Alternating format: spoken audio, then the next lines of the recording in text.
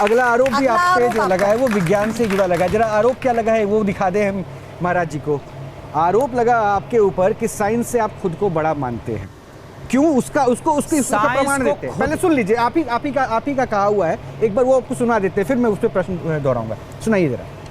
मैं कुछ सवाल दाग दूंगा साइंस को, साइंस चुप हो जाएगा। आप बच्चे हैं, अभी वो बड़े सवाल मैं आपसे नहीं करूंगा, पर बहुत सारे सवाल मेरे पास हैं जो साइंस के पास नहीं है।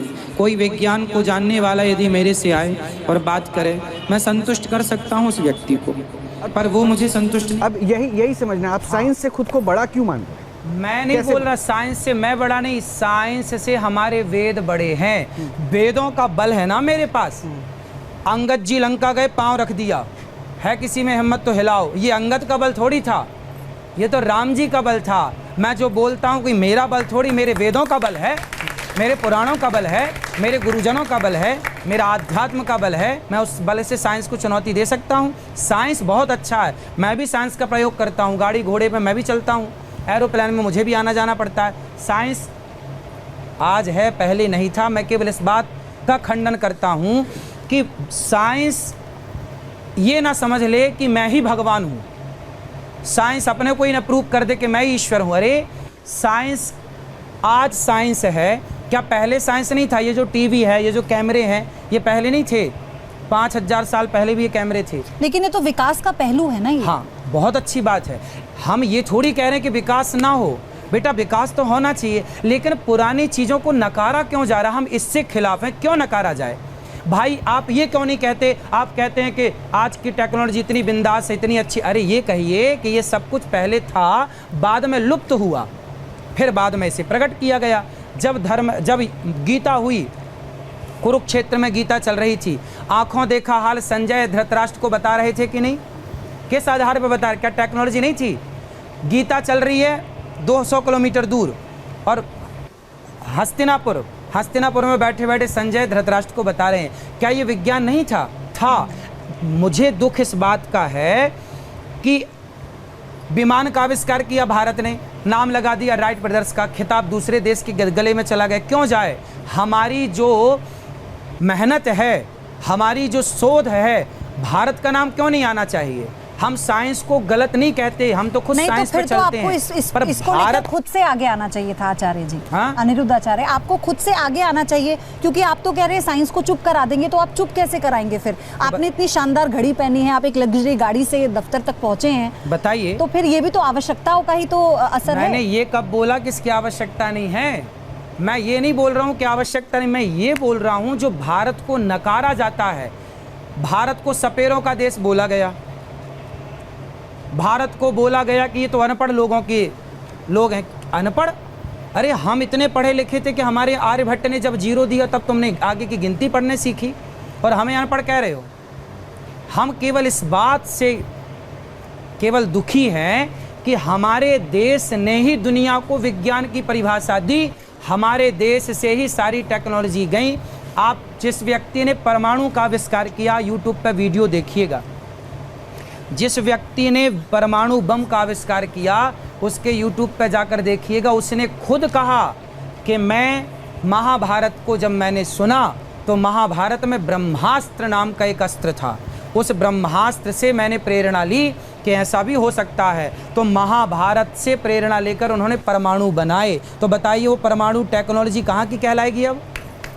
नहीं, वो तो खैर वो तो ठीक बात है, लेकिन दूसरी बात, एक बात बस ये है कि आपका जो भी हमने बयान सुना ना, उसमें आपने कहा कि मैं साइंस को चुप करा दूंगा। आप चुप कराते हैं। ये बात जो आप अभी कह रहे हैं, ये बात अगर अपने सत्संग में कह देते ना, तो शायद इसका प्रभाव होता। लेकिन देखिए हमारे साथ इतने लोग हैं। हाँ, मैं साइंस के पास पहले जाया जाए, पहले मैं आपको उत्तर दे दूं जी। मैंने कहा कि मेरे पास साइंस से जुड़ी कुछ ऐसी बातें हैं, जो कुछ प्रश्न ऐसे हैं ना बेटा, साइंस के पास उत्तर नहीं है जी। आज गैलेक्सी आकाश गंगा तक साइंस पहुंची है, क्या सब तक पहुंच गई? सारा शोध कर लिया, सारा रिसर्च कर लिया, पर हमारे यहाँ तो कह दिया युग सहस्त्र योजन पर भानु। तुलसीदास जी ने पहले ही सूर्य से पृथ्वी की दूरी बता दी, विज्ञान ने तो आज बताई।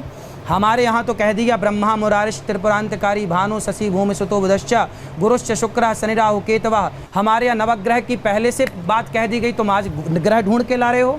चलो, आप जिंदा हैं? हाँ या ना? बिल्कुल। अब ये बताइए आप जिंदा हैं किसके बल पर? साइंस क्या कहता है कि आपके शरीर में कौन सा क्या है कि आप जिंदा हैं? मैं हष्ट पुष्ट हूँ? नहीं, आपका दिल, आपका हृदय, हार्ट जो है ना वो काम कर रहा है। आपका हार्ट काम करता है तो आप एक्टिव हैं, आप जिंदा हैं।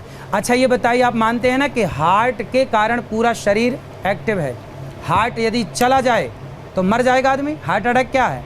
हार्ट काम करना बंद कर दे, अरे हार्ट काम करता है तो शरीर एक्टिव है। अब आप बताइए कि जब हार्ट काम करता है तो शरीर जिंदा है, तो हार्ट किसकी शक्ति, किसके बल से काम करता है? हार्ट की शक्ति से तो शरीर काम करता है। अब हार्ट को एनर्जी कहाँ से मिलती है आप बताइए? वो तो ब्लड से मिल रही है ना, ब्लड के फ्लो से। ब्लड तो उससे आगे पंपिंग करके जा रहा है ना। आप बता दीजिए ना ज्ञान तो फिर। वही तो, ये प्रश्न विज्ञान के पास नहीं है। विज्ञान इसमें चुप है, अभी रिसर्च का विषय है, रिसर्च चल रही है इस पर। वही मैंने बोला कि बेटा, आपका ज्ञान इस पर क्या कहता है? हैं? मेरा विज्ञान कहता है कि वो जो हार्ट पंपिंग कर रहा है वह ईश्वर की शक्ति है। ईश्वर की शक्ति से हार्ट काम करता है। वो ईश्वर की शक्ति बंद हो जाए तो आदमी मर जाता है। इन्हीं बातों से तो आपको सोशल मीडिया पर लोग जानते हैं। ऐसी ही तो बातें हैं जिससे सोशल मीडिया पर लोग मुरीद हुए हैं। आपका एक वीडियो देखिए जरा कैसे चलता है, अगर एक सामने आता है। अच्छा, हमारे साथ कुछ वरिष्ठ भी यहाँ पर मौजूद हैं ऑडियंस में। हाँ। और हमारे साथ कुछ युवा भी हैं, तो उनका कुछ सवाल है साइंस से जुड़ा हुआ। रोहित, पहले मैं सवाल ले लेती हूँ, फिर अगले आरोप पर आप जाइएगा। किसको लेना है सवाल, बताइए। साइंस की जैसे अभी बात हुई तो हम सब ने एक रामायण देखी है, उसमें एक किस्सा आता है जिसमें हनुमान जी जब लंका दहन करके वापस आ रहे होते हैं तो उनके एक पसीने की बूंद एक मछली के मुख में चली जाती है, जिससे वो मछली गर्भवती हो जाती है और मकर ध्वज नाम से उनका पुत्र होता है। एक तरफ हमारे पुराण में लिखा है हनुमान जी ब्रह्मचारी हैं, दूसरी तरफ एक पुत्र है उनका जो कि उनकी पसीने की बूंद से हो गया। तो इस चीज़ को कैसे जस्टिफाई कर सकते हैं साइंस? बेटा देखिए, वो हनुमान जी हैं, हनुमान जी साक्षात शंकर जी हैं। कर्तुम अकर्तुम अन्यथा कर्तुम सर्व सामर्थ्य। हम इंसान की शक्तियाँ सीमित हैं, भगवान असीम हैं। इसलिए भगवान हनुमान जी के पसीने से मकर ध्वज पैदा हो गया, इसमें कोई आश्चर्य नहीं है। नाले में हम डुबकी नहीं लगा सकते, लेकिन वही नाला जब गंगा जी में जाकर के मिलता है तो वही नाला गंगा में मिलकर पवित्र हो जाता है, शुद्ध हो जाता है। नाले को हम शुद्ध नहीं कर सकते, पर गंगा की सामर्थ्य शुद्ध करने की। उसी प्रकार हनुमान जी की सामर्थ्य है कि उनके एक पसीने की बूंद से अनेक बेटा हो सकते हैं। क्या बात है, हनुमान जी तो सर्वसामर्थ्य। वो ब्रह्मचारी रहे या नहीं रहे? ब्रह्मचारी हैं तो भाई, ब्रह्मचर्य भंग तो नहीं हुआ ना, बात पसीने की है ना भाई। उनका ब्रह्मचर्य तो नष्ट नहीं हुआ, ब्रह्मचर्य तो बना है, पसीने की बूंद से ना पैदा हुए मकर ध्वज। तो ये भगवान है बेटा। देखो, अब कृष्ण ने एक उंगली से पहाड़ उठाया, तो क्या भगवान एक उंगली से पहाड़ बिल्कुल उठा सकते हैं? वो भगवान है। ठीक है, एक और तो सवाल हनुमान जी है ना, वो सब कर सकते हैं। बताइए। जो एक पहाड़ हाथ में रख के ला सकते हैं, एक हाथ से पहाड़, वो हनुमान जी सब कर सकते हैं। आपने अभी कहा था कि हृदय जैसे काम करता है तो उसकी अभी शोध चल रहा है, लेकिन विज्ञान तो इस चीज़ को स्पष्ट बता देता है कि हृदय के अंदर जो कोशिकाएं होती है, रक्त कोशिकाएं, उन्हीं से हृदय को शक्ति मिलती है चलने की, और उसी से फिर वो रक्त के संचार को शरीर के अंदर करता है। ये चीज़ तो विज्ञान आपको एक्सप्लेन कर चुका है। लेकिन अभी वो कोशिकाओं में कहाँ से शक्ति आ रही है, वो कैसे, वो सारा पार्ट ईश्वर की शक्ति से जाके जुड़ेगा अंत में। जब डॉक्टर कह देते हैं ना कि अब आगे मैं तो ऑपरेशन ही कर सकता हूँ, मैं तो इलाज ही कर सकता हूँ, आगे भगवान के हाथ में है। अच्छा बताइए, उनको बात कराइए। हाँ। क्या डॉक्टर ये मानते हैं ना कि मैं कर सकता हूँ ऑपरेशन, पर आगे भगवान पर छोड़ते हैं कि नहीं डॉक्टर? वो अपना प्रयास करते हैं, लेकिन अंत में डॉक्टर भी ईश्वर पर छोड़ते हैं कि नहीं? उम्मीद तो सभी को रहती है। हाँ, तो मतलब कोई ईश्वर है ना जो डॉक्टरों से भी ऊंचा है। उसी भगवान से तो हम कह रहे हैं कि हृदय चल रहा है, हम चल रहे हैं, तुम चल रहे हो। आत्मा है, मैं तो ये मानता हूँ आत्मा है, आत्मा से हमारे शरीर को जो है शक्ति मिलती है। हाँ, हृदय उससे चल रहा है। हाँ, तो आत्मा एक एनर्जी है, एक शक्ति है। वो शक्ति उस हृदय को पूरी, अब जैसे आंखों को देखने की ताकत कहाँ से आ रही है, कानों को सुनने की ताकत कहाँ से आ रही है, आपके शब्द कहाँ से निकल रहे हैं, जो आप बोल रहे हैं कहाँ से शब्द निकल रहा है? ऑर्गन से, हमारी बॉडी है ना। वो सारी शक्तियाँ कहाँ से आ रही हैं? वो सारी शक्तियाँ आत्मा से आ रही हैं, और आत्मा ईश्वर कान से, ईश्वरन से जीव अविनाशी। तो वो कुल मिला के जब घूम फिर के जाओगे, कान यहाँ से पकड़ो, यहाँ से वो आएगा ईश्वर की। लेकिन इससे एक बात तो मुझे समझ में आती है कि आप फिर साइंस के साथ, विज्ञान के साथ एक बड़ा योगदान दे सकते हैं, क्योंकि आप जिस तरह से बात कर रहे हैं तो हमारे वैज्ञानिकों को मदद मिलेगी। आपको नहीं लगता? बिल्कुल आपका सहयोग बहुत जरूरी है। वेद पढ़े वैज्ञानिक तो अपने आप उनको मदद मिल जाएगी। अपना सवाल लीजिए। मैं आचार्य जी के साथ हूँ। साइंस भी गॉड पार्टिकल को मान चुका है। हाँ, आज इलेक्ट्रॉन प्रोटॉन तो लोग पढ़ते हैं कि इसमें इतने इलेक्ट्रॉन इतने प्रोटॉन, अब इलेक्ट्रॉन के अंदर क्या है, तो गॉड पार्टिकल वो एक्सेप्ट कर चुके कि गॉड पार्टिकल है।